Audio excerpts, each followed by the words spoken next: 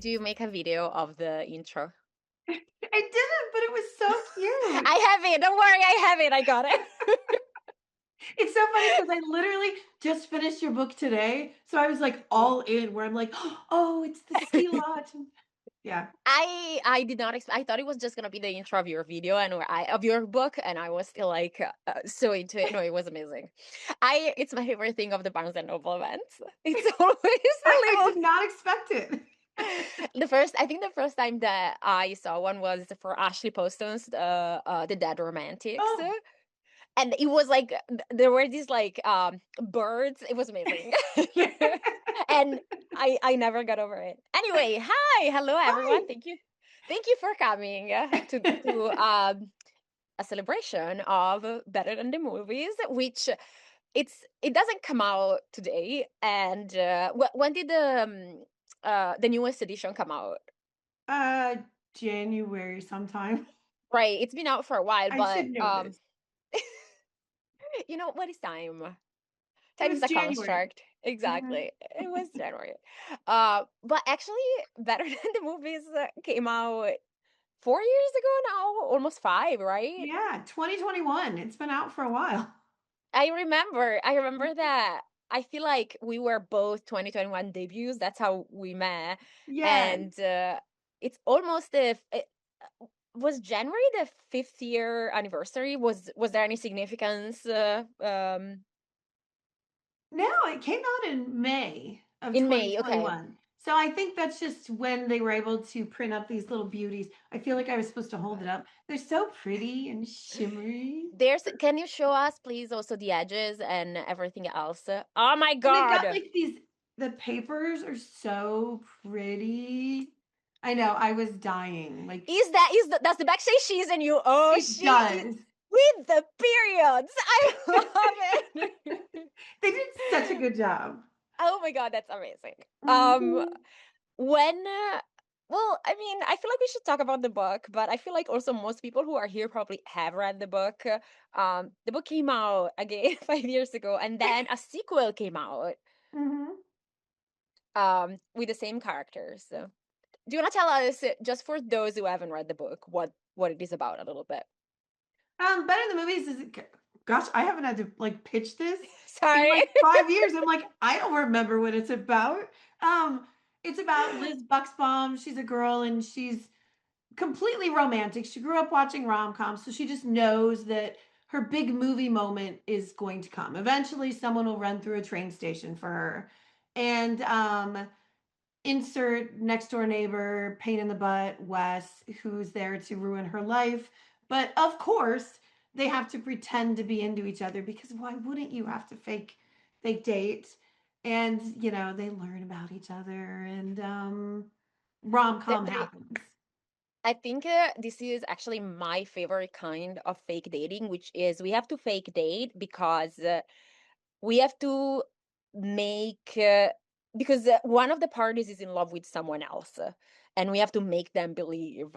We have to make them jealous or Uh, whatever. That is something that I love because there is that extra added layer of angst. mhm. So yeah, it's one of my favorite fake dating books. So what is it like to 5 years later, knowing that this book has sold so many copies, and it's still probably like one of the best-selling rom-coms, YA rom-coms all over. It's being translated in many, many countries, right? And Yeah. many, many languages. It's just it got a sequel that also did amazing. It kind of spawned a whole aesthetic of covers, like it's that Lynn Painter Oh my gosh. cover. You know what I mean. You know what I mean. I wish I had something to do with the cover, it's somebody smarter than me. I actually remember when you showed us the cover, the first time, you were like, "What do you guys think?" And we Oh were like, gosh, "It's amazing." we were such little babies, like, any cover they'd give us, we were like, "We have a cover," like, it didn't matter, like, we would take anything. Infants. Yes, we were little babies, but I don't know how I got so lucky because literally the first, like, sketch I ever saw was the cover of Better in the Movies. Like, I think, like my agent was like, maybe like her shoes look weird here, but overall it was this Yeah, idea. yeah, yeah. So they I just keep. also didn't you have, you there was something about the colors, and then because the paperback ended up being the colors inverted, Yeah. and yeah. Yeah, the Uh, hardcover was blue with the yellow print, and then the paperback was yellow with the blue print, and yeah. it's like you don't mean to, but then you're like, I keep buying my own books because I'm like, well, I want this version too. So I'm like, is that weird that Of I'm course. going to Barnes and Noble to buy my own book because I I just feel need like you another version? I would like to talk about to talk with your publisher about this. I feel like they need to send you Well, versions. and You they do. guys.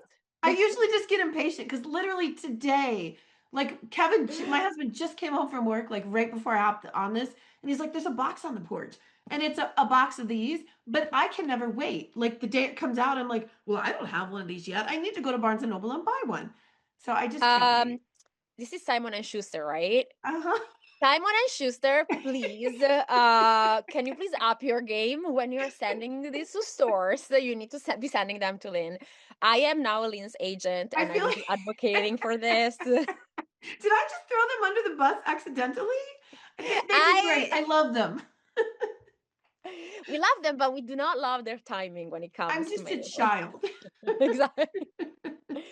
Okay, well, tell us what it's like. Like, would you have ever guessed that you would get this big? Now, it's been so weird because, well, first of all, it's like, you meet a bunch of other authors and everybody's got a different story about, like, we know people, a friend of ours, Nakessa, she like got a book deal when she was like 22 or My something, God, our daughter, I truly, know, she's right? a child. Like, yeah, and so it's like, or you'll hear these people where it's like they'll send out a letter and they'll get like 10 agent offers.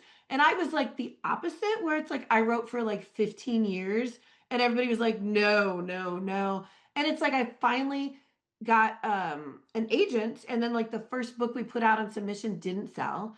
And then I Better the Movies remember. came out and it came out fine. Like it was a quiet release. Like it did fine. I don't think anybody was disappointed. And it was like a year later when it came out in paperback that it started picking up a little steam. And there was like a YouTuber with a big following that liked it. And then since then, it's just been every day is like a pinch me, like, what did I just get an email about? Like, I don't even understand how it happens. Like it's unbelievable. It feels so organic, because it obviously was like a word of mouth situation where Mhm, people who were reading it were talking about it to their, friends or acquaintances, and they were mhm. saying, "Hey, there is this amazing book, better than the movies. You should really pick it up." And that's kind of how it went, which in a way feels so meaningful, because it's not necessarily something that is driven by forces that don't have anything to do with readers, which can happen sometimes, Yeah. And I feel like YA too, like YA readers, it's amazing because it's like there's such a passion for their interests. So it's like you go on Mhm. TikTok and there's like all these, it's like people will take their time and make these amazing aesthetic videos with music where I could never do it. And I'll watch it and it's like God. every day I'll like be crying because I'm like, look at this beautiful thing somebody made about something I wrote. Like my husband the other day was like, nerdy little Lynn would have never believed this, huh? Because I was like always in Oh, trouble for like staring into space, and I didn't really have a lot of friends because I just daydreamed and talked about weird things. And I'm like, and now this is like a job where I just daydream and talk about weird things, and people will read it. isn't it amazing? It It's is. I don't remember a friend of mine, Ali Rosen, who actually had a Oh, book out recently, yeah, The Slow Burn, so fantastic good. adult rom-com. Yes. She said something. Can you believe that our job is just to sit at a computer and hallucinate? And I was like, yeah, yeah, actually. It's so true. Somebody said to me once, like, "Oh man, I bet you just sit and you have to write all day, like sit in front of you. How hard is that?" And I'm like, literally, my whole life, I stare into space and daydream about like cute boys and kissing and stuff. And I'm like, now I just get to do it for a job. Are you kidding me? Like, I don't even have to get dressed, and I get to sit and write all day. I Like, yes, know. please. The pajama part Hmm. of being a writer is the best part, like, It is just the best literally part. only sweats.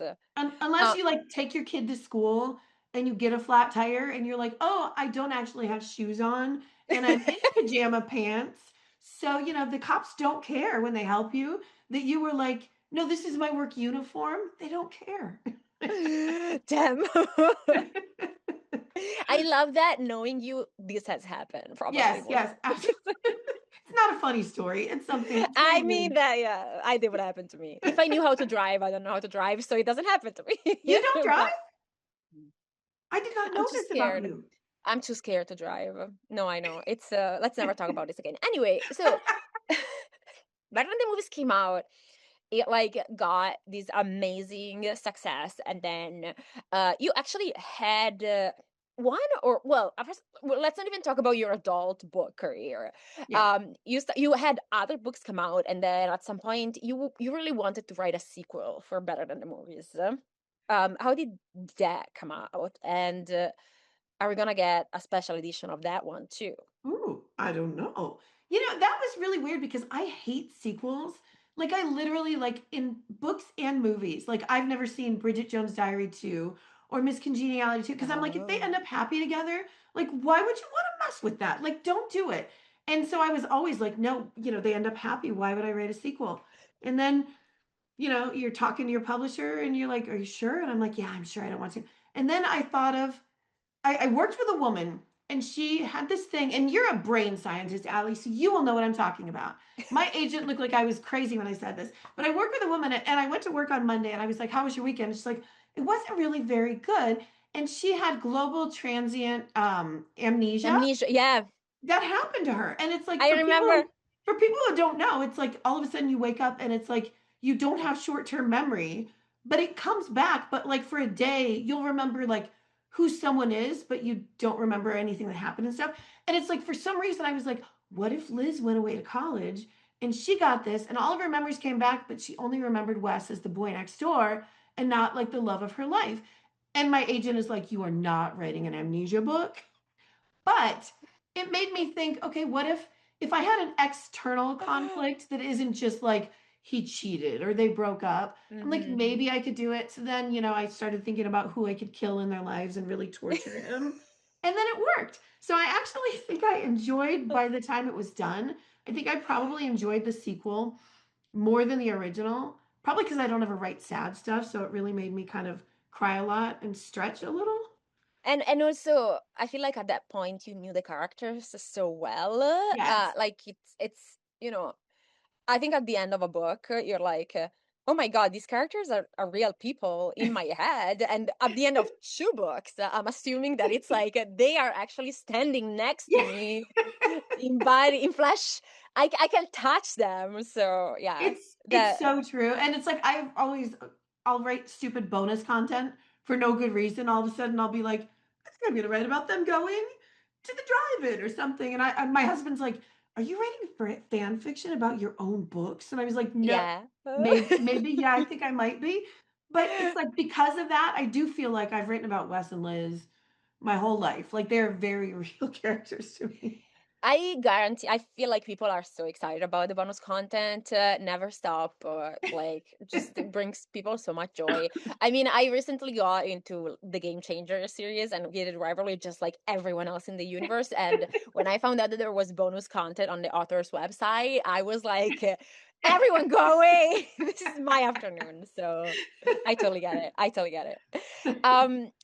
How like, what is it like, to just kind of like because you have all these other books, you have several other YAs, you have adult books. What is it like to navigate this kind of like double career that you have, where you have multiple releases per year? Well, so do you, but although I guess so.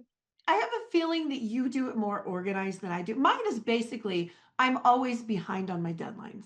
Oh That's yeah, yeah, no, it's the way it it's what is we do. every day I'm like, shut up, I need to write." And you're like driving down the street in your car, talking into your phone, writing scenes. Okay, but would you agree with me that publishers would never like I think when they give us a deadline, they know that we're gonna be late at this point. Because if you ask for an extension 4 times, by then they know.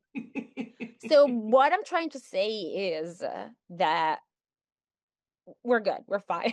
We cannot. Okay, here's the problem is I always tell myself that. It's fine. And then you get that email where they're like really nicely just being like, "Do you know when that might be coming?" And I'm like, "Yesterday for sure." And you're like, "I still have 10 chapters to read."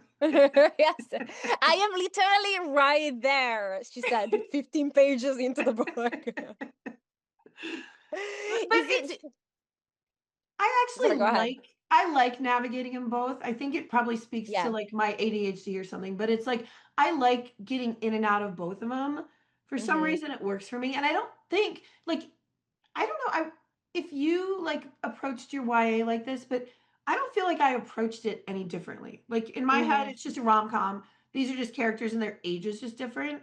So it doesn't Yeah. really feel that different for me when I write it. And I think your style is very similar in your adult and your YA. Like you have this very funny, engaging, also like just very like what is the most ridiculous situation I can put my characters in right now? Like what is the worst thing that can happen to them that is also gonna make people laugh, which is, it's a really fun approach to writing personally, I think. Do you feel like there is like a carryover in your audience? And I know that like your adult books, of course, they are adult, but like they are not too explicit. And also, I feel like a lot of adults read YA as well. So do you feel like there there is, and you would know this by going to events or like traveling to meet people? Do you feel like Mhm. there is an overlap? I feel like there is, but I definitely feel like yeah, I don't know. I feel like this is the question we're always asking, like you and your team. You're like, "Are we hitting both? Do we need to like I don't know. Mm, I feel like I get a nice mix of both at events, yeah. but I do feel like a lot of adults read YA. So, and Does it ever happen to you? So that's one of my favorite things that happens at events is like is usually a mother with a daughter or oh, like, and they're like, "Oh, we both love your books," and does it ever happen to you? And does it make you as happy as it makes me? yes, and I love it so much. It's I always know, so sweet. I'm like, "Oh, I would have loved to do that with my mom." Like, I know. I feel like YA, at least, like, since when I was a kid, I always felt like young adult literature was, like, adults writing what they thought we should be reading, and I feel like Yeah. now there's a lot of young adult that feels and I'm not saying, like, mine is that, but I just mean, I feel like there's a lot of stuff that just feels more organically where you are as a young adult. Hmm. So, it would have been fun to read that with my mom, but I always think that's so sweet when that happens. And I then there's know. always the I times too, like I went to a signing and there was a mother there and her daughter, and I think she was just a tiny girl, but she looked to me like she was like 8 and she was like grabbing adult novels and mine aren't particularly spicy, but it's one of those where I'm like, I'm not a gatekeeper, but the mom in me is like, are you sure? Like, what's happening? So I don't It's no, I know. It's sometimes it's like, oh yeah, it's like, oh, should this like it's not. I Yep. don't wanna. I don't wanna be that person, but Right. sure. It's you know. No, I totally get it. Yeah. So, one of the most notable parts of Better in the Movies is that it's based and it mentions a lot of classic rom-coms. They're quoted, there are like specific scenes. There also they are. I don't think this is a spoiler because this comes up pretty early in the movie, but like Liz and her mom bonded over rom-coms. So and Liz's mom is not there anymore, so it's very like rom-coms are so important for her. Like she truly thinks that finding her rom-com love is gonna be basically a way to make her mom happy and to feel her closer Yeah. to herself. Um, I guess my question is, first of all, how did you choose what rom-coms to put in the book? But also, is there like w- is there any chance that Better Than the Movies will actually be a movie? Um, so for the first part, how did I choose?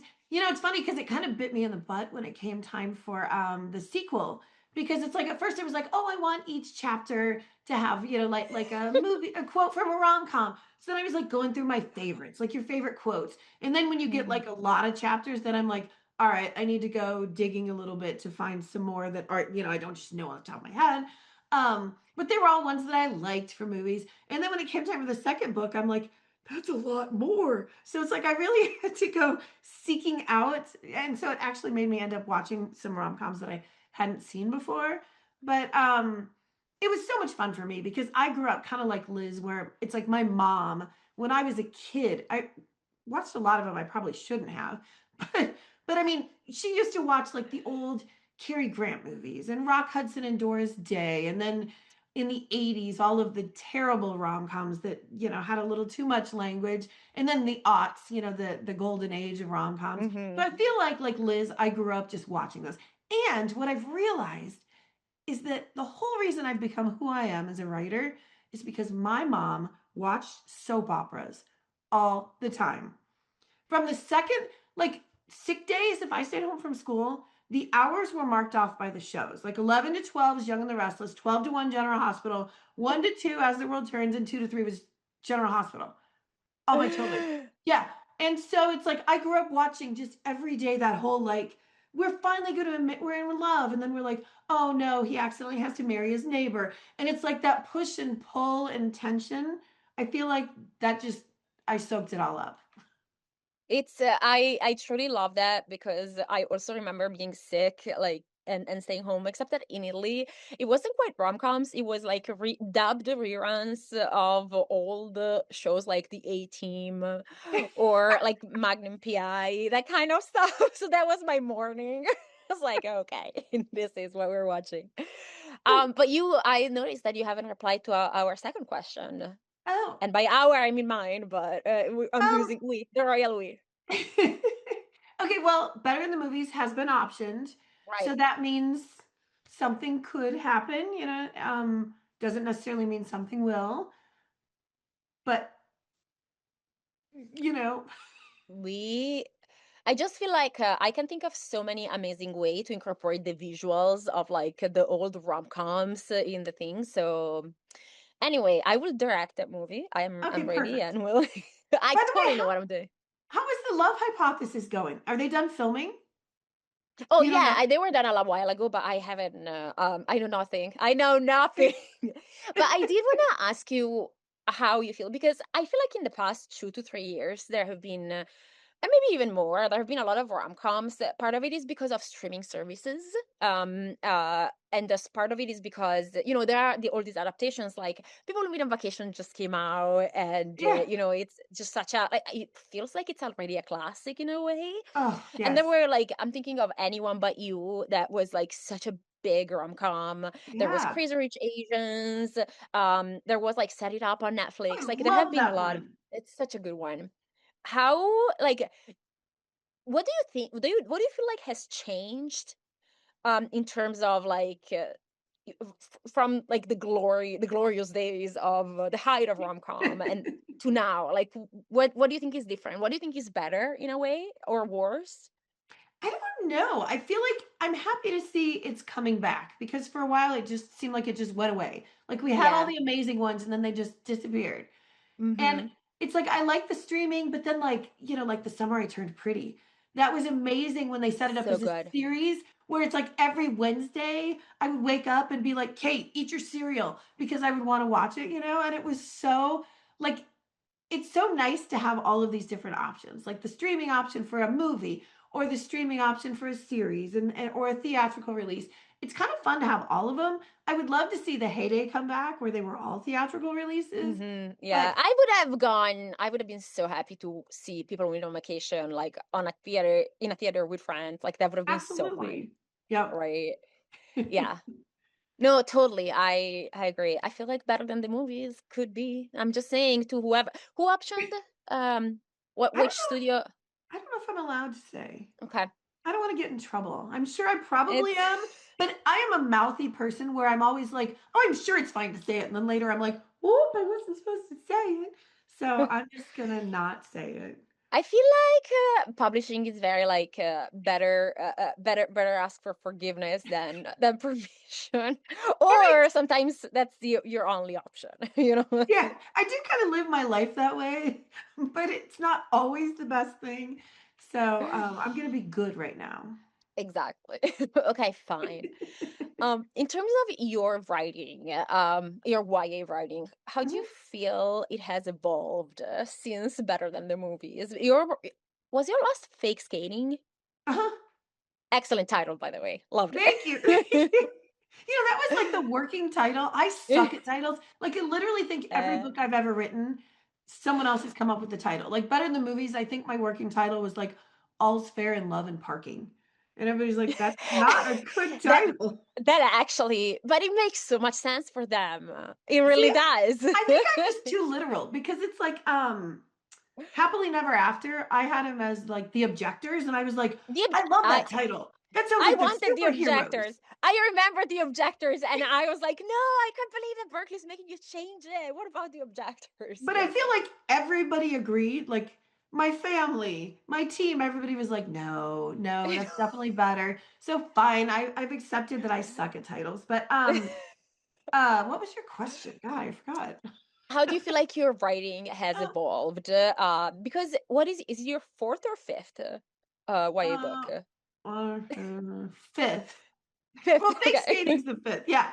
Um, I honestly feel like point of view has changed because and I was thinking about this when I was reading your book today, Allie, because you are so amazing because people will ask sometimes, like in panels, like POV, and people like I do dual POV a lot. And people Hmm. will be like, is that hard? And I'm like, I actually think the opposite.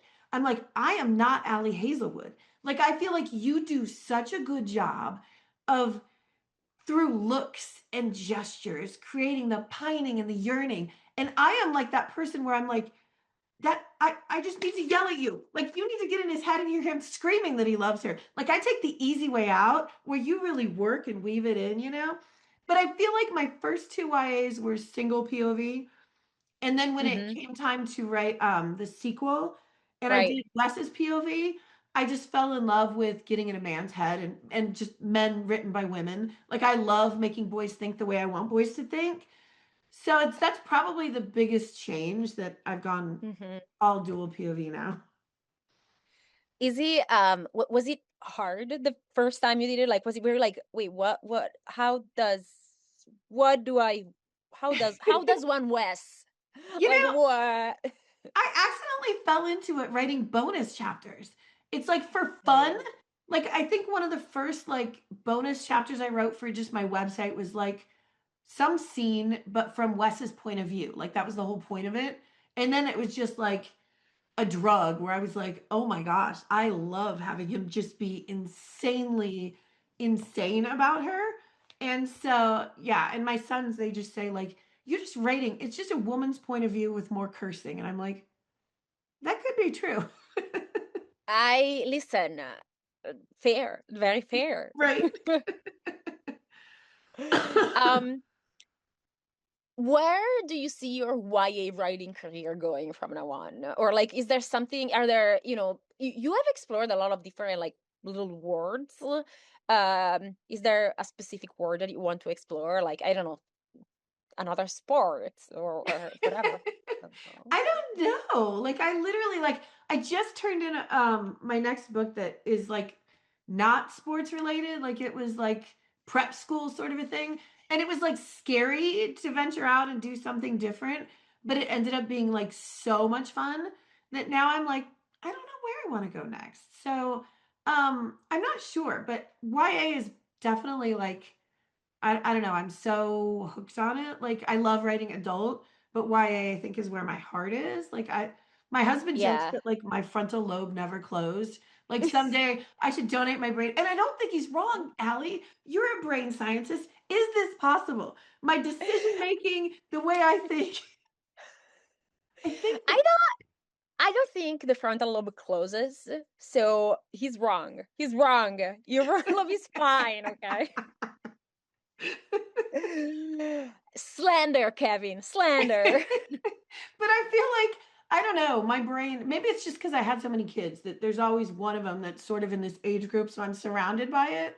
But it's like I feel like I haven't moved on from it, and I still think that way, so Okay, okay. yeah. What can you tell us anything about the prep school book? Do you have a title? I don't I don't know if I'm allowed to say. I feel like it's one of those things where in the next few weeks is when like my publisher does their like fall, here's our books that are coming out. So I don't know if I'm supposed to say Oh, it so it's here. happening already this fall? Um, So well, let's move on, never know what and I'm allowed to say, but yes, September and 26th probably. nice, good to Mhm. know. And okay, moving to your adult, you have a book coming this spring. A book coming out this spring, right? Yes, Yes, in May. I just that happen is to have also a sports book. it. You have barely showed us the cover. Like it was. We need more. First and forever. Look at them. That's Yeah. baseball. I love you, Allie. No, it's football. These American sports. I'm sorry. No, I totally get it. I totally get it. Now that one's Okay, football. that is Yeah. the Bad Bunny sport. That's how I keep track of my sports. Oh my god. I Okay, can't wait to go tell Kevin that Allie calls football the Bad Bunny sport. it's the one that surrounds the Bad Bunny show. Okay, fine. Whatever was happening around the Bad Bunny concert, right? It was the foreplay and the aftercare of the Bad Bunny concert.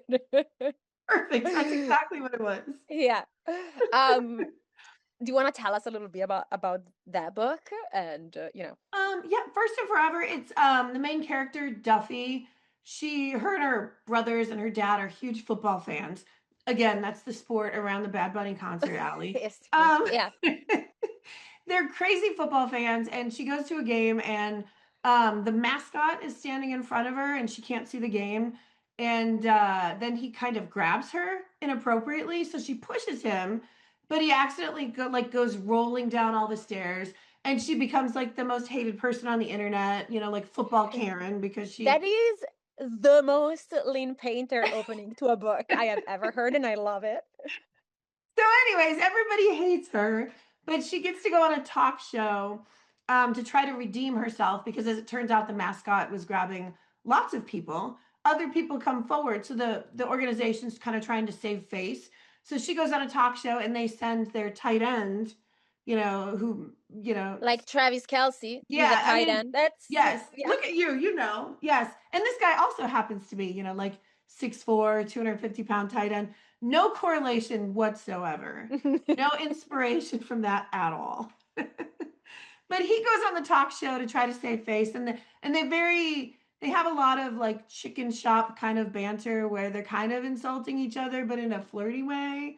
And I love then that we now call it chicken shop banter right, because and we yeah, all know exactly what it means. You're like, exactly. so we've got Andrew Garfield there. Okay, okay, Exactly. I'm It there. was the Andrew Garfield episode. Yeah. So that's kind of that.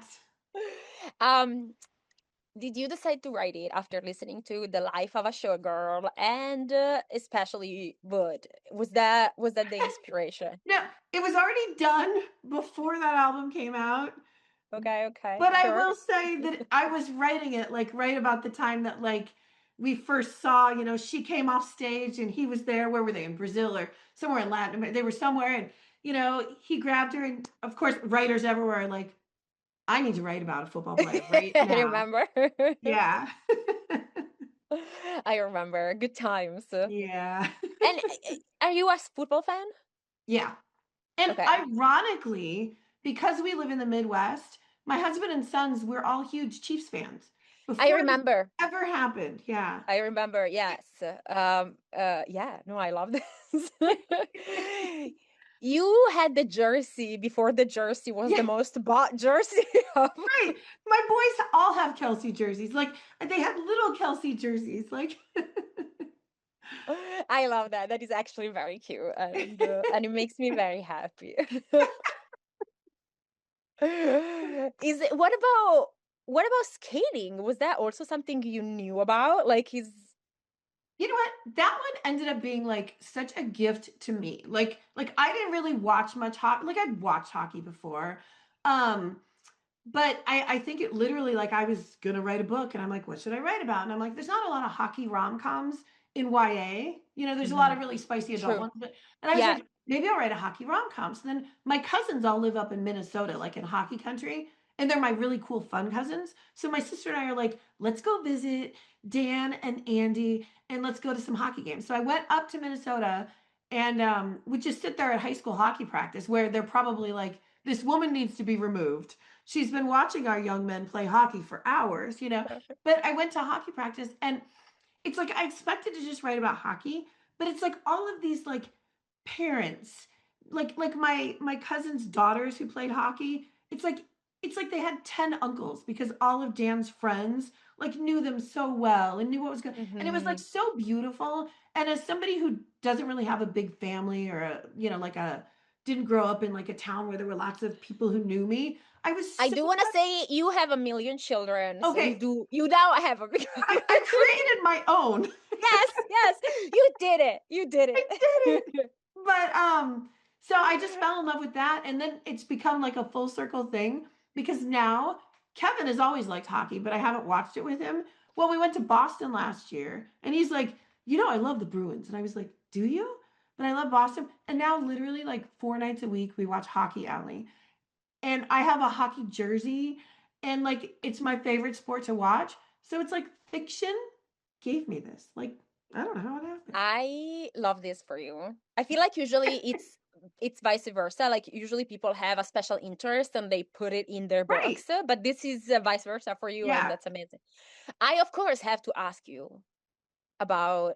I want to know if Kevin, I you guys, Lynn's husband is one of my favorite people. Like he's just so nice, the nicest person. Has he watched No. Heated Rival? No. I was trying to tell him about it because someone referenced it somewhere, and he had no idea what they were talking about. Oh, Kevin, you And sweet summer child. I know, and I was like trying to tell him, and he's like, "What?" And I was like, oh, that's what it was. It's like the Bruins, like the actual Boston The Bruins. One night there was like a theme or something, and it was referenced by the hockey players. And Kevin's like, "What are they right. talking about?" And I was like, "Oh, you cutie." I love that. I think you should watch with him, and he will love Ilya because he's in the with the Boston Raiders, but Bears in the Yeah. book. So you know, I'm just saying. You have watched it, of course, right? Yes, yes. Okay, So good. So good. right. I know. I It's actually my current hyperfixation. So Really? yeah. Okay, I'm gonna look at like the question that you guys have submitted in the Q&A, Mm. but like first is there anything that you want to like tease about the future? We know these two books that are coming up, like something that you were planning to write or whatever. Is there anything you wanna tease us with? There's some exciting news about fake skating that might be coming in the next few weeks. That's all I'll say. Could there be a sequel? Mm, that's not the news. Could there be a special edition?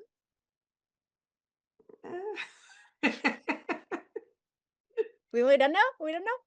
No, no, no. What was it? Sorry, actually, I do. Since we are promoting the special edition, how I feel like I should ask questions about Yeah. it. What was the process of creating it? Like, I love the way it's very similar to the original. Like, it has the same kind of like pose, but it's different. You know, like how much input did you have in all of that? Um, I had really zero, like the amazing art people that did it. Like the artist she's done all my covers. It's like she did all of these like pretty sprayed edges, but she also did like all of these, and it's like It's the amazing. detail is so incredible. Um, and then it's like I got to write more bonus content, which I'm such a nerd for that I was able to give it like because it was all in first person POV. So I got to Mm-hmm. give it Wes's epilogue, so we get to see his point of view at the end of the book. So that was like so like satisfying for me to like put Mm-hmm. Wes's little thoughts about life. Especially I wrote it after the sequel, so knowing what little poor sweet little Wes is about to go through, putting his thoughts on the world as it is before college was kind of, Mm, I don't know, kind of broke my heart a little bit being like, yeah. "You don't even know, honey." You don't even What do you know. what life has in store for Yes. you. And by life I mean me, the author. Right. Things are Is about to suck. because I say so. Yes. I love it. Actually, someone asked about like Wes's POV, and they wanted to know about like the audiobook, and if you had any say in the narrator. I guess do you usually have any say in your narrators Okay. for your audiobooks and more in general? You know what's funny is I've gotten weirdly I'm a creep. Like my audiobook narrator for my first 3 books was Jessie Valinsky, and she's amazing, and I love her, and she's Mhm. great. And then, Nothing Like the Movies was dual POV, and I was like, Wes Bennett. I'm like, it needs to be somebody who, a lot of audiobook narrators are amazing, but they have big, like radio voices and they're very smooth and they don't sound like a smart ass teenager, you know? Right, right, right. Yeah. And so I was like, I need to have a narrator who sounds like that. And then somebody had, somebody like in a chat or something was talking about Percy Jackson, about like watching that. And then I watched it, and Charlie Bushnell, he plays oh crap, I can't remember names. Zeus's son. And I was like, he would be really good. So I like slid into his DMs because I knew he had done like an animated show. So he had work in the studio, you know? So I Mhm. just DM'd him and I was like, I'm sure that my publisher probably wouldn't even allow this or anything, but would you ever have an interest in narrating an audiobook? And I love this. I couldn't believe it when he responded and he was like, yeah, that might be cool. So then I like go to my publisher and I'm like, hey, I know that you didn't approve this or anything, but I have this guy. And then it's like, I didn't hear anything for a long time. And I thought my publisher was probably like trying to like kindly ghost me, like, just stop, Lynn, just like let us do our job sort of a thing. And Never. and then I like DM'd him and was like, have you heard anything? And then he was like, yeah, I'm gonna be in LA and I'm like recording blah blah blah sometime. And I was like, oh my gosh, we got him. And he did such a good job. So then when it came time for fake skating, it's like there's a musician, Aiden Bissett, who I love his music, but he on like TikTok and stuff, he's always creating content and he totally has the vibes of the main character. Like just very kind of a little obnoxious, talks too fast, like a hockey teen, you know? And so I did the same thing. I like I was I like, love it. "Hey, have you," and he was like, "I'd be down." So then and it worked out with him, and he was amazing too. So, This is what people mean when they say agency. It's like just make things happen I for feel like yourself. sometimes I'm always afraid though, where I'm always like, "How do I email my publisher and be like, I know you didn't say this was okay, and I know nothing about anything, but I got somebody who said they'll do it." You are doing a fantastic job of like, putting your work in the world in the shape you want it. So I love it. And that's amazing. Please continue like that. And like, who knows who is going to end up like narrating your I'm books? just gonna Like start any day now, Connor Story and Hudson Williams are going to be narrating your books. So, I'm just gonna start DMing all exactly. Just DM celebrities. them. Yes. I mean, you're doing great. So I love it. And then you're gonna have to cast the movie again, more DMing. I love it. You gotta take matters in your own Right. hand. Allie, we haven't Oh, even talked about your book.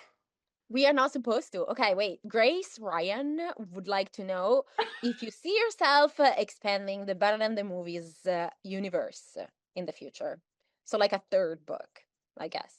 I don't know. Like, yes and no. Like, I will never hurt Wes again. Like, he is my son and he has been through hell and I will never break them up again. I promise. I love that you're saying this as though you weren't the one who put him through it. Like it's like I he has been through so much stuff. I'm It's like, been you so guys, hard. seriously, leave him alone. But Leave him alone. but I will say there are characters, side characters in books that you write sometimes, you know this, where it's like all of a sudden you're like, would it be fun to write a book about this person? Yeah. Maybe. And could Wes and Liz have to be with them sometimes? Maybe. So Yeah. so I definitely wouldn't say no, but I don't have Okay. necessarily anything planned at the moment. Playing right now. Okay. Mhm, Okay. mhm. That's nice. Oh, Katie would like to know, how do you come up with the playlists? And because, okay, Katie says that they have introduced her to a lot of new songs that she loves, which Oh, is amazing. I love that. I waste way too much time on Spotify. Like I literally, when I start drafting a book, it's super like just vibes. Like when I was doing the prep school book, I'm like, oh, he thinks she's awful and hates her. So then I'm on Spotify and I'm just finding songs that really have that vibe, you know. And then you're like, oh, and then the more I Do you write, do you find them by consulting other people's playlists and then like making your own? Like how does the finding stuff on Spotify work? you know, Spotify takes care of me. Like I'll I'll usually start out with like something I'll know of, like one song where it'll just pop into my head where I'll be like, that'll be a good one. And then Spotify always has those little recommendations at the bottom, like, I oh, if see. you like Aiden Bissett, you'll like this guy. And then I'll waste hours listening to artists where I'm like, this guy sucks, this guy sucks. And then I'm like, oh, oh, what's this? Um, and then once I I love start it. like narrowing scenes down, then I get super literal, where then I think I'm a music supervisor in a movie and I'm like, what scene would be playing? What song would be playing in this scene? And then I get crazy insane. And then Kate sits in the car and is like, can we listen to something else? Because we listen to the playlist on repeat 24/7. Mm-hmm. It's I love this. As someone who literally listens to three artists and always the same albums, I like it. I like the adventurousness. It's I love the spirit. Okay, so Jade asks, what inspired you to first start writing? And I You know, guess this means like not necessarily better than the movies, but like because you've been writing your life, right? yeah. Well, I didn't actually start writing until I was like married with kids. My sister and I've always been a huge reader, Hmm. and just devouring romance more than anything else. And my sister came over one day. This is so dumb that it worked, but she came over and she had seen on like Ellen or some talk show. She was like, I just saw an author, and she's like, as much as you read books, maybe you should write a book. And it's such a like a throwaway comment, but I I love that. started writing something and I remember it was awful. Like it was a cowboy romance and I've never been on a ranch and I'm allergic to everything with fur and I've never been to Texas and I think it was called Beyond Texas and whatever, but it made me find my favorite thing in the world to do was just to sit and daydream at a computer and write. And I did it for Right. a million years. And then I ended up going back to college and studying in the writers workshop at the University of Nebraska. And that was when I just had a moment where I'm like, this is what I want to do. And it still took a million more years before I ever got anything published. Hmm. But I did not like sometimes I'll be on panels with authors and they'll be like, my mom has my first book that I wrote when I was like Right. 9. And I'm always like, are you kidding me? I was like eating glue at 9. Like I didn't figure anything out until I was like old, you know? Did you tell yourself stories though? Like Oh, as in so you made up words? Yeah. yes, yes, yes. I remember in fourth grade, I remember my teacher moved my desk into the hallway for a couple hours because she was so annoyed. Yes, Miss Vestal. She was very mean. No, she was probably a delightful woman, but I was that weird kid who couldn't pay attention and talk to myself. And I think at one point she was like, if you're not going to pay attention, go on. And I think I probably sat there and stared into space and daydreamed, but I've always I been a love it. daydreamer. Yeah. I That's amazing. No, it's not. Um I listen, it paid off. So Miss, do we know if Miss, what's her name, is still out there? Miss Vestal, I don't know. I Maybe we don't know. should give her credit for That's true. She motivated me somehow. exactly. Um Peyton wants to know, what was your inspiration for Betting on You? Betting on You was your second one or third one? Third one. Third one. The do-over was the second one, right? Uh-huh. Okay. Yeah.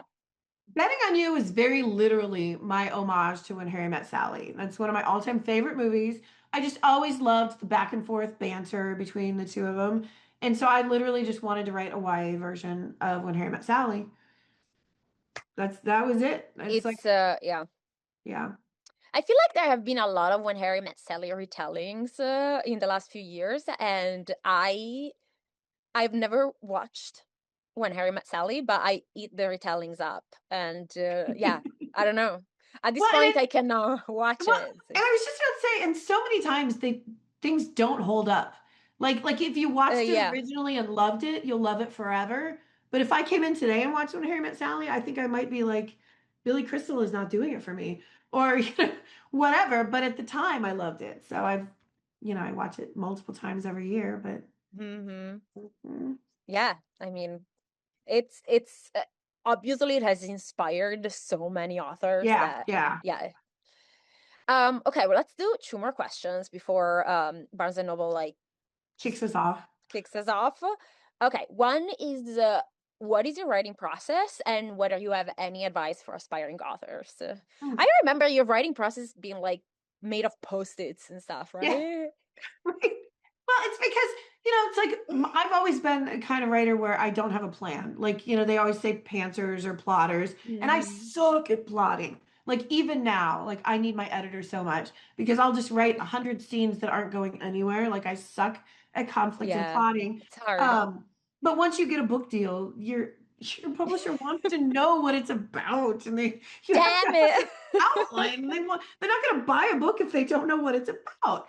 So I kind of do like a hybrid. Instead of outlining, I take huge post-it notes and I'll just kind of go through scenes almost like cinematically. Like in my head, I'll visualize like I want the first scene to be Liz walks outside of her house and sees Wes on her car. And the point of the Mhm. scene is for her to meet her, for us to meet her neighbor. And then the second scene is her at school and she sees the boy she used to love. And the purpose of that scene is this. And then I'll just write a million post-it notes and stick them up all over my walls in my office, and then I'll just take them down one by one and write the scene. It sounds so like it works, I but right now I have no post-it notes on my wall.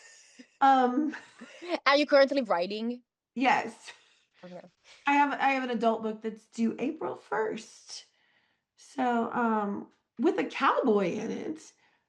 Back to my roots, Going apparently. back, yes, beyond I don't Texas. I don't know how it happened because I think it's funny. You'll know what I mean, but it's like when you have contracts, it's like you'll sort of when it comes time for like the next book on your contract, you sort of work with your publisher and pitch like these are the ideas I have, and they'll be like, oh, I like that one, or I don't like that one that much, and then you'll think through more and you'll pitch them. And it's like sometimes you'll come up with a great pitch and everybody agrees on it, it's wonderful, and then you go to write it and you're like, oh crap, I know. a book about a cowboy? Like, what was I thinking? I don't know. It always feels like the publisher chooses the idea that I am least excited about. So I'm like, what is happening here? Like, Right. why? Yeah. That's where I am today. I like wasted hours online looking at ranches, which all of a sudden now I'm looking at Kevin and I keep going, I think for book research, we need to We go to need to. Colorado next month and go to a ranch. I agree, Kevin. Yeah. Kevin, you've heard it here first. You guys are going to Colorado next month. Yeah. But so now Okay, yeah. it's happening. Okay, actually, this is kind of related, and it's gonna be the last question. Which is from Erica. And I'm actually very interested in this. Do your characters come to you fully formed, or how much do they change throughout the story? They change so much. Kind of like I'm bad at plotting, and it really depends a lot on the story. Because sometimes, like on certain books, it's like there'll be a character that's very flat. Like I'll know what I want the book to do. Like, oh, football player Yeah. and football fan. But then you're like, who is she? I don't know. Yes. And you'll be like, okay, she's an accountant. But then you get a few chapters in and you're like, but what else? Like it's hard for me Yeah. sometimes to find their motivations and things like that. Yeah. Um, but it also depends because it's like on when I wrote Mr. Wrong Number, I had just seen Crazy Stupid Love, and it's like Colin and Mr. Wrong Number in my head was just the character of Jacob, like Ryan Gosling's character. Mhm. Like I could hear him speaking. And so it's like he came to me fully formed, where he was just speaking dialogue in my brain and it was so easy. Yeah, So it really depends a lot on what you're writing, I think. it does. Is that how it is for Sometimes, you?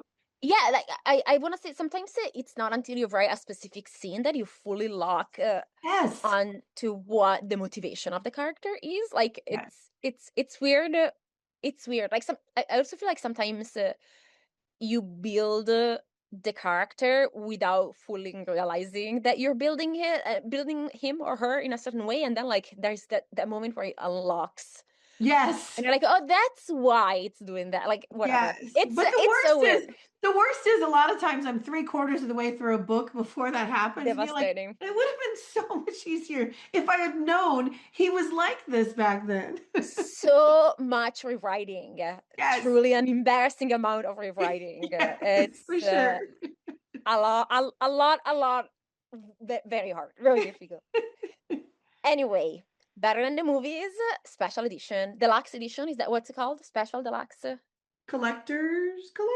collector's edition, and first and forever, forever and first. First and forever. I'm like, I know it's but F, so it's like, It's sports lingo from that sport that happened around the Bad Bunny concert. oh, is it a Yeah, sport? like first and 10 is like a way they measure how well you're doing on the field. So first and forever is a play on that. Went totally above my head. Okay, first and forever, which you should show it to us. Lynn she has been very jealous, and she's been hoarding the cover and the arc of that book. She has Oh, not been wanting to hold it up.